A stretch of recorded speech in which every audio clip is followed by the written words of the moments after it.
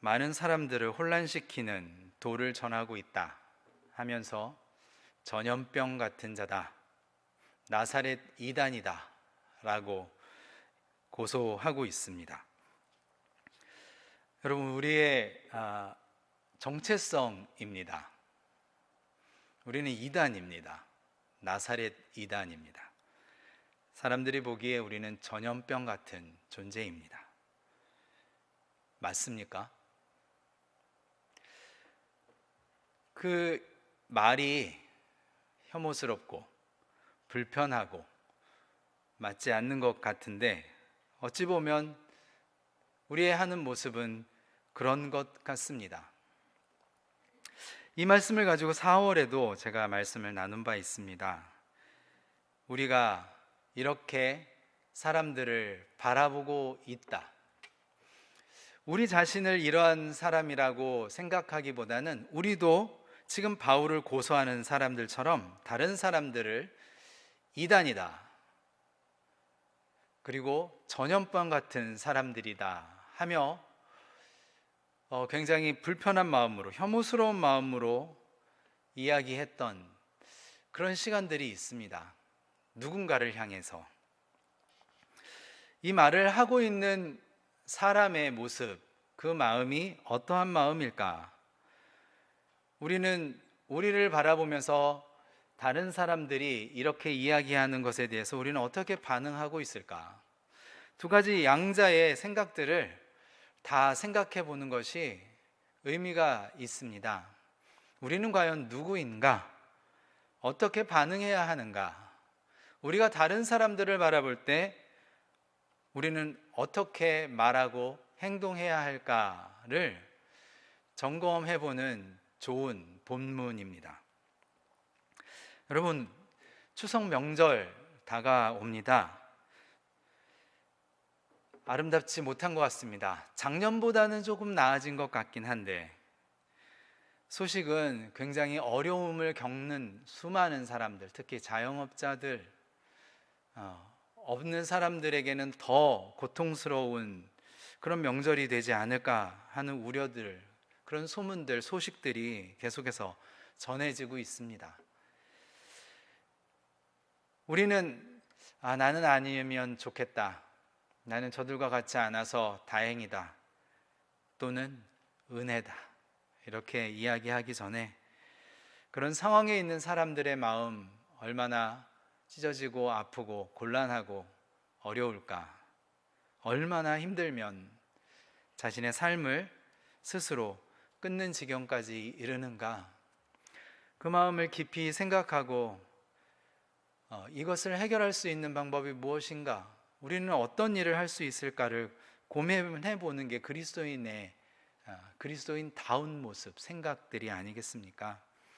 나는 아니니까 나는 그래도 다행이다, 하나님이 복을 주셨지라고 생각하면 그것은 다른 사람들에 대해서 벽을 세우고, 그리고 구별하고 차별하는 시각으로 옮겨갈 수 있습니다. 우리가 가족들을 만나는 이 시간에도 즐겁지 않을 수 있습니다. 삶이 쪼들리고 힘들고 하면 늘 명절에 만나서 좋은 일로 만났다가 가슴 아픈 일들로 찢겨지고 싸우고 다투고 서로 등 돌리고 돌아오는 일들이 많지 않습니까? 우리는 아니니까 할 수 있지만 그렇게 될 수밖에 없는 상황들을 우리가 살펴보아야 합니다. 그렇게 되어가는 세상에 대해서 그것을 방관하고 있을 수는 없습니다. 물론 우리가 끼어들어서 뭔가를 해야 되는 그런 것들은 아니지만 어디서부터 우리 그리스도인들은 움직이고 어떻게 기도하고 우리의 마음을 먹어야 할까? 그냥 일반적으로 똑같이 생각하기보다 조금 더 신중하게, 조금 더 그리스도인답게, 예수님이면 어떻게 했을까? 아니, 하나님 아버지의 마음은 그들을 보시며, 이 세상을 보시며 어떤 마음을 가지실까? 그 마음을 아는 것이, 그것을 새겨보고 그 마음을 받는 것이 그리스도인의 자세 아니겠습니까? 사소한 일들이 우리를 갈라서게 합니다. 아주 사소한 일이죠. 그런데 우리한테는 굉장히 중요한 일입니다. 돈 문제요, 집 문제요, 유산의 문제요, 또는 건강의 문제요. 이것이 하나님 보시기에는 그렇게 대단해 보이지 않을 겁니다. 아니, 하나님을 믿는 사람으로서 그것에 너무 집중해 있으면 오히려 하나님의 마음을 품을 수 없습니다. 그래서 사소한 일 아닌가 싶습니다. 이것을 넘어서서 정말 하나님의 나라를 위해서, 구원의 문제를 위해서, 생명의 문제를 위해서 우리는 기도하고 그리고 그 삶을 일궈야 하는데, 이 눈앞에 있는 욕심, 욕망, 여기에 우리가 사로잡히죠. 혹시 여러분들도 아는 이야기일지 모르겠습니다. 이런 이야기가 있습니다. 어떤 제자가 스승님에게 물어봅니다. 스승님, 욕심이 뭡니까? 스승이 대답합니다. 바람 같은 것이다. 저 하늘에 달이 몇 개더냐? 하나죠. 하나가 맞냐? 저 물결에 있는 달은 몇 개이냐? 호수에 비치는 달은 잔잔하게 하나였습니다. 분명히 하늘의 달도 하나이고 호수에 비치는 달도 하나입니다. 그렇지. 하지만 바람이 불면, 심하게 불면 하늘의 달은 분명 하나인데 호수에 비치는 달은 헤아릴 수 없이 많아진다. 우리가 세상을 살면서 따라가야 할, 붙잡아야 될 진리가 언제나 하나인데 그 진리에 따라서 살면 편안하고 또 평화로울 것인데, 욕심이란 바람이 불어닥치면 사람에 따라서 수도 없이 많은 진리가 나타난다. 그 어떤 진리를 따라 사야 할는지 몰라서 허상에 현혹되어 방황하게 되고, 삶이 힘드네, 괴롭네 하며 불평하게 되고 불행한 삶을 살게 되는 것이다. 이게 욕심이란 바람 때문이다. 이 이야기가 참 좋은 이야기인데, 이 좋은 이야기가 불교 경전에 나오네요. 반야심경이라는 경전에 나오는 이야기입니다. 다 좋은데 불경에 나온다 보니까 불경스러운 느낌이 들죠. 인간이 갖춰야 될 덕목이 있습니다. 여러분, 싸가지가 없다. 굉장히 듣기만 해도 발음이 굉장히 우리한테 불편한 마음을 주는데, 이 말의 뜻은 우리가 동대문을 이름을 뭐라고 그러나요? 동대문이라고 하죠. 근데 그 이름이 현판에는 흥인지문이라고 합니다. 서대문은 돈의 문이라고 하죠. 남대문은 숭례문, 북문은 홍지문, 이렇게 이야기하는데 알고 계셨습니까? 지를 우리가 우리 덕목으로 삼는 인의예지, 그리고 보신각종, 종로에 있는 보신각, 인의예지 신이라는 5대 덕목이죠. 한양도성을 이 덕목에 따라서 건립을 했습니다. 그래서 우리에게 측은지심으로 여기는 자비, 그리고 우리를 부끄럽게 여기며 자신을 겸허하게, 불쌍히 여기는, 겸허하게 다듬는 마음, 그것이 의입니다. 또 사양지심이 예입니다. 다른 사람을 위해서 배려하고 양보하는 마음이죠. 시비지심, 옳고 그름을 가릴 줄 아는, 진리를 가릴 줄 아는 그런 지혜, 이런 인의 예지, 그리고 믿음이죠. 우리를 광명으로, 중심을 흐트리지 않고 빛을, 밝음을 따라서 살 수 있게 하는 이 믿음이라는 덕목, 이 5가지 덕목을 서울 도성의 핵심 덕으로 생각하면서 사대문을 세우고 그 안에 중앙에 종을 세웠습니다. 이런 역사와 또 우리 안에 있는 이런 가치들, 이것은 또 유교 경전에 따른 겁니다. 이것이 근데 기독교인들이 볼 때 유교, 불교라고 생각을 하면 다른 시각으로 보게 되지 않습니까? 우리는 이상하게 다른 종교에 대해서 좋은 것들을 받아들이고 또 우리 안에 역사 속에서 우리에게 습성으로 또 관습으로 전통으로 가지고 있는 것을 의심해 보게 만드는 그런 시각이 생깁니다. 왜 이런 생각이 그리스도인들에게 생겨날까? 이 마음이 꼭 마치 바울을 잡으려고 하는 바리새인들, 유대인들, 율법사들, 제사장들의 마음과 비슷한 것 같다라는 생각이 들었습니다. 정말 진리를 따라 살아가고 있는데 거기에 세찬 바람이 부는 것 같습니다. 바람이 불면 정말 진리가 뭔지를 바라보며 하늘의 달을 바라보아야 되는데 마음이 흔들립니다. 내가 지금까지 지켜왔던 것이 허물어질까 봐, 내가 그동안 믿어왔고 붙잡았던 것들이 의심되거나 위태로울까 봐, 그래서 그 반대편에 있는 흔드는 사람들, 그 바람을 적으로 생각을 하고 그것은 있어서는 안 될 것으로, 전염병 같은 것으로 여기면서 적대감을 갖게 되는 것이죠. 특히나 우리 한국 사람들은 이 적대감이 나면서부터 생깁니다. 선천적인 것은 아니고요. 태어나면서부터 한국 시민으로 태어나면서부터 생기는 것 같아요. 왜냐? 적이 있잖아요. 우리나라는 태어나면서부터 적을 갖고 태어납니다. 북한.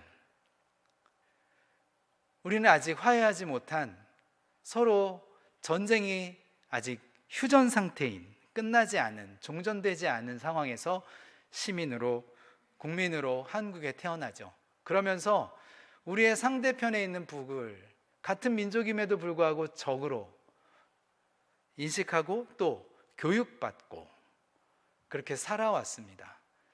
저도 그렇게 생각하면서 살아왔거든요. 그런 마음이 적대감을 가지고 나와 다른 사람을 일단 물리쳐야 되고 아니면 짓밟아야 되고 무시해야 되고 혐오하게 되는 생각, 그런 심리가 민족적으로 형성될 수밖에 없습니다. 민족의 전통행 속에서 우리는 그냥 자연스럽게 교육되고 가져왔다는 것을 인정해야 됩니다. 외국에 있는 사람들하고 해외에 나가보면 거기서 뭔가 다르다라는 것을 느끼죠. 그래서 우리나라 사람들은 경쟁에 강합니다. 이겨야 되고 지면 안 되고. 왜? 적이니까. 근데 유럽 사람들이나 다른 민족들을 보면 다 그런 것은 아니지만 주변과 전쟁을 하고 있지 않은 나라 사람들, 그런 환경에서 자란 사람들은 다른 민족, 다른 사람들을 대화의 대상으로 여기죠. 소통해야 되고 함께 타협을 해야 되는 대상입니다.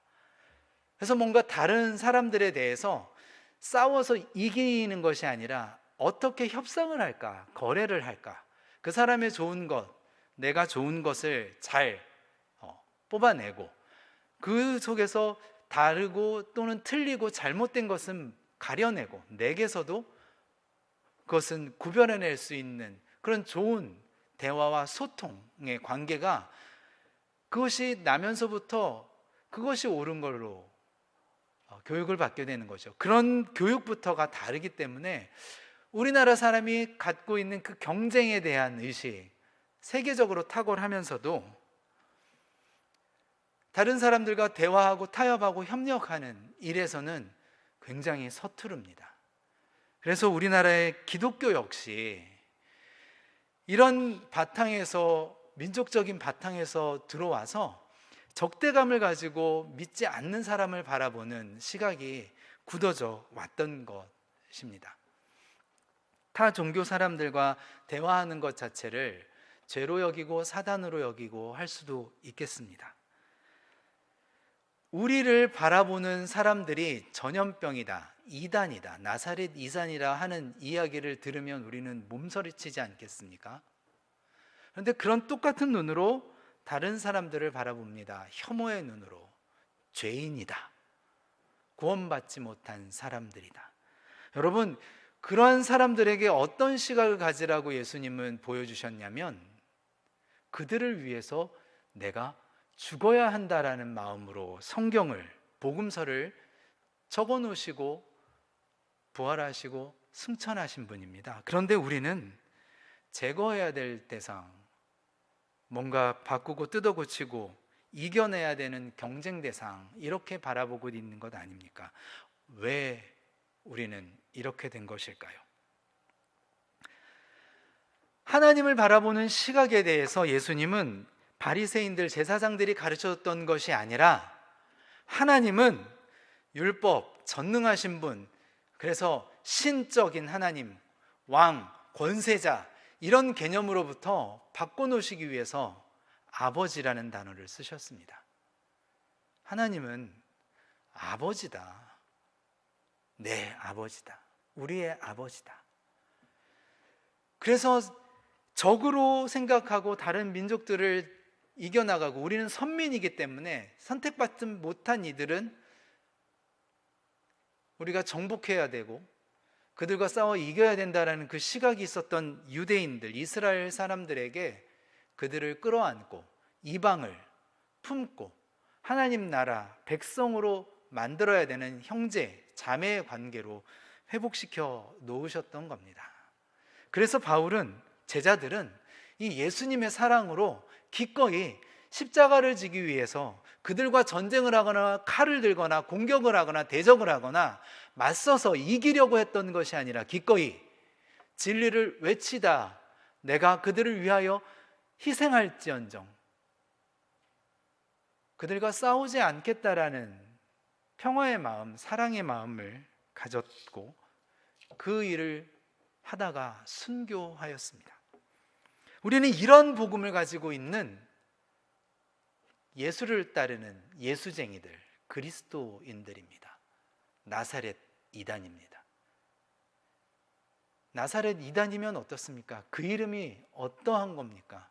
우리의 정체성을 밝히는 것이라면 좋은 겁니다. 그 이름이 그리스도인 아니었습니까? 그리스도를 따르는 예수쟁이들이라는 이야기였는데, 우리는 그 이름을 받아들였습니다. 우리는 그리스도인이다, 맞다, 우리는 예수쟁이다 라고 받아들이면 이 이름은 가치를 뛰어넘게 됩니다. 우리의 정체성을 분명하게 되는 것이죠. 그런데 이러한 방식으로 이것을 혐오하기 때문에 다른 사람들을 또한 이렇게 낙인 찍고 구별하는 일들이 수없이 반복되고 있습니다. 이 말씀을 왜 나눌까요? 우리는 종교가 다르면 가족도 아니죠. 정치 사상이 다르면 원수가 되죠. 이 일 때문에 명절마다 제사를 드리니 마네, 정치는 좌파니 우파니, 이 일로 형제라는, 아버지 안에서 우리가 형제라는 개념을 놓쳐버리는 겁니다. 하나님은 아버지이십니다. 하나님을 어떻게 바라보느냐, 이것은 신학이죠. 신론입니다. 하나님은 어떤 분일까? 전능하신 분이지, 무소부재하신 분이지, 전지하신 분이지, 굉장히 멀게 느껴지죠. 그분은 우리 모두의 아버지라는 이야기는 가까운 분이라는 겁니다. 나에게도 가까울 뿐만 아니라 내 옆에 있는 모든 이들에게. 아버지라는 단어가 사람과 하나님의 관계를 넘어서 하나님을 인간과 인간과의 관계처럼 만들어 놓으셨습니다.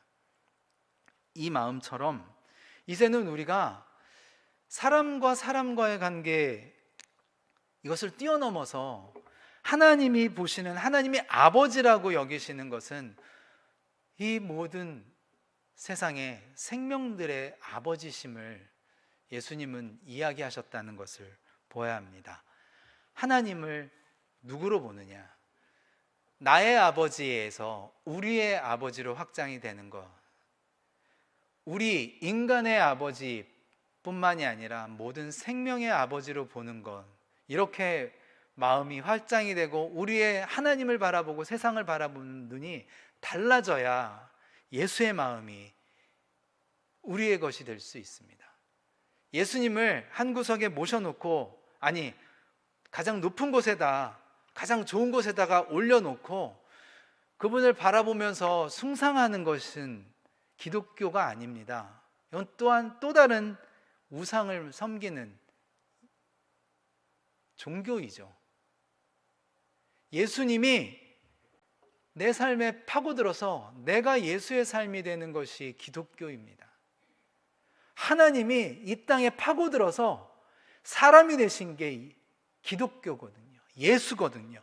그 예수가 우리의 삶에 파고들어서 내가 하나님의 자녀로서 이 세상을, 모든 생명을 바라보고 그 속에, 그 모든 생명 속에 하나님이 계신다, 하나님의 사랑이 임해 있다, 하나님이 품고 계신다라고 보아야 합니다. 그때부터 우리는 욕심으로부터 벗어날 수가 있습니다. 진리를 좇을 수 있습니다. 달이 여러 개로 보이는 현혹되는 마음 속에서 자유로울 수가 있습니다. 그 마음으로 돌아갈 때 나에 대한 자존감이 형성이 됩니다. 그래서 누가 나를 이단이네, 전염병이네, 이런 말들에 흔들릴 이유가 없어지는 거죠. 자유로워지는 겁니다. 바울이 그래서 변론하는 겁니다. 나는 그들이 이야기했던 것처럼 부활의 신앙을 가지고 있다. 그 똑같은 하나님 아버지를 나는 따르고 있다. 그것을 내가 살아갈 뿐이지 다르지 않다. 그런데 그들이 죽였던 예수처럼 나 또한 제거하려고 하는 겁니다. 죽이라고 해보십시오. 부활하신 예수처럼 나는 부활의 신앙을 가지고 있습니다. 죽어도 좋습니다. 이 진리를 위해서 나는 흐트러지지 않고 흔들림 없이 나는 사랑할 겁니다. 이 복음을 사랑할 겁니다. 이 생명들을 품어 안을 것입니다. 그 변론으로 하나님 앞에서 행동하는 바울의 모습, 그 제자들의 모습을 우리들에게 순교자의 모습으로 남겨놓았습니다. 여러분, 기독교는 승리를 쟁취하는, 전쟁에서 싸워서 영적 전쟁을 하는 종교가 아닙니다. 전쟁이란 승패가 결론나지 않은 것을 싸우는 게 전쟁 아니겠습니까? 우리가 패배할 이유가 있습니까? 그리스도께서 이미 승리하였다라고 우리는 승리자로 만들어 놓으셨습니다. 싸울 이유가 없습니다. 승리를 누릴 뿐입니다. 왜 전투를 하나요? 전쟁을 하나요? 우리의 상대가 되나요? 우리의 자존감이 악과 싸워서 전쟁을 하면 거기서 질 수도 있고 넘어질 수도 있고, 그렇죠. 실수할 수 있는 연약함이지만 그게 패배입니까? 이미 우리에게 승리가 있다라고 취할 때 그 속에서 흔들리지 않을 수 있습니다. 부활의 종교란 그것입니다. 죽는 겁니다. 기꺼이 희생하는 겁니다. 욕을 듣는 겁니다. 무시당하는 겁니다. 그들은 아직 아버지의 마음을 이해하지 못하니까. 만약에 그 속에서 싸우고 있으면 아직 우리는 예수가 아닙니다. 예수쟁이가 아닙니다. 부활의 신앙에 들어와 있지 않은 겁니다. 씨름하겠죠. 그러나 승리를 취하는 순간 우리는 진리 앞에 달이 하나인 것을 보게 될 겁니다. 자비롭고 긍휼을 가지고 믿음을 가지고 예의를 지키면서 의를 부르짖으면서 유교가 가졌던 인의 예지신, 그것을 뛰어넘는 겁니다. 불교가 가졌던 이 경전의 이야기, 우리 그리스도인들은 뛰어넘어 있습니다. 복음이 이것을 오히려 더 밝히고 우리에게 가르쳐주고 예수로, 우리의 삶으로 우리가 가능하다고 예수님은 살아내셨지 않았습니까? 우리는 맞습니다. 전염병 같은 나사렛 이단입니다. 우리가 전염병이라고 생각한다면 전염병처럼 퍼뜨리는 겁니다. 이 사랑이 정말 마약처럼 빠져들어서 헤어나지 못하게 하는 겁니다. 하나님 나라로 부정적으로 바라보면 우리를 굉장히 작게 만들지만 이것을 확대시켜서 하나님 나라의 아름다운 영향력으로 우리가 만들어갈 수 있다면 우리는 오늘의 예수가 되는 겁니다. 명절 기간 작은 마음, 흔들리는 마음, 욕심 때문에, 바람 때문에 좌충우돌하지 않으시고 하나님의 넓고 풍요한 그 마음으로, 아버지의 마음으로, 내가 아버지지, 내가 아버지의 마음을 품어야지, 형제로 받아야지, 내가 물러서야지, 양보해야지, 희생해야지, 기꺼이 길게 보고 꾸준하게 기다리고 희생하면서 십자가의 자리를 지켜나갈 수 있는 저와 여러분이 되기를 주의 이름으로 축복합니다.